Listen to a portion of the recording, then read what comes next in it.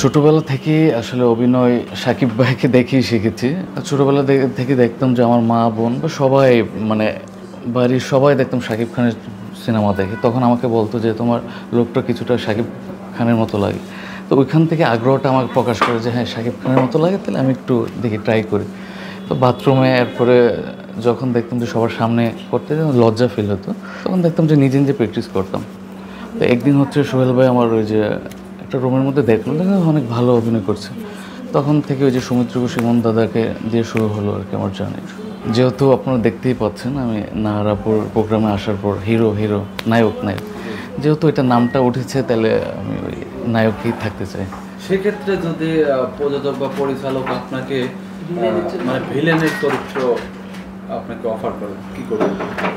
যদি আমাকে ভিলেনের মতো লাগে, তাহলে হচ্ছে আমি ভিলেনের মতো যদি আমাকে দেখতে মনে হয়, তাহলে দেখি পরিচালকের সাথে আলাদা বসে কথা বলবো। One and only superstar Shakib Khan, ওনাকে ফলো করেছিলাম, সেজন্য ওনার কাজে ওনাকে আইডল মনে করি। আর নাটকে হচ্ছে অপূর্ব ভাইকে আইডল মনে করছি। ওয়ালটন এখন দেশের সীমানা পেরিয়ে পৌঁছে গিয়েছে 50টিরও বেশি দেশে। ওয়ালটন, ঘরে ঘরে বিশ্বজুড়ে। অভিনয় জগতে আমি অনেকদিন হয়েছে, কিন্তু বড় প্রজেক্টে কাজ করছি মুভি নিয়ে। 2টা মুভিতে আমি সাইনিং করেছি, soldier and Prince. Shakib Khan স্যারের 2টা মুভিতে কাজ করছি। এর আগে মিউজিক ভিডিও করেছি, সৌমিত্র ঘোষ, ইমন দাদার নাটকে কাজ করেছি।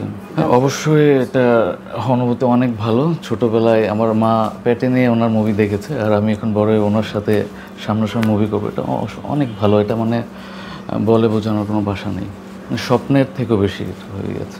এই জন্য একটু ফিটনেসটাকে ডেভেলপ করতে হচ্ছে। আর যে সংলাপগুলো আছে, ওটা তো আমার যে গুরু, যাকে বলতে হয় শাহরিয়ার সোহেল, উনি সংলাপগুলো আমাকে শেখাচ্ছে।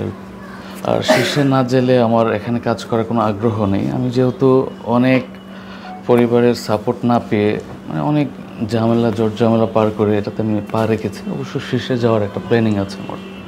এটার জন্য আমি খুবই গর্বিত। আর এটা মেন যে ইয়েটা করে দিয়েছে, এটা আমার সামনে আছে শাহরিয়ার সোহেল ভাই। উনি হচ্ছে সাকিব ভাই বা ওনাদের সাথে কথা বলেছেন। আমার অডিশন লাগে না, আমাকে দেখে তারা সিলেক্ট করেছেন আর কি।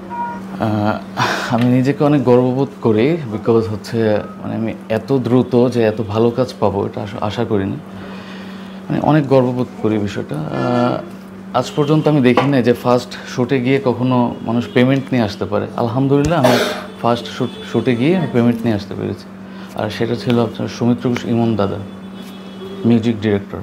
কাজে গিয়ে এই পর্যন্ত বাধার সম্মুখীন কিছু তো আছেই, তবে আমার ক্যামেরার সামনে দাঁড়িয়ে কোনো বাধার সম্মুখীন হতে হয়নি।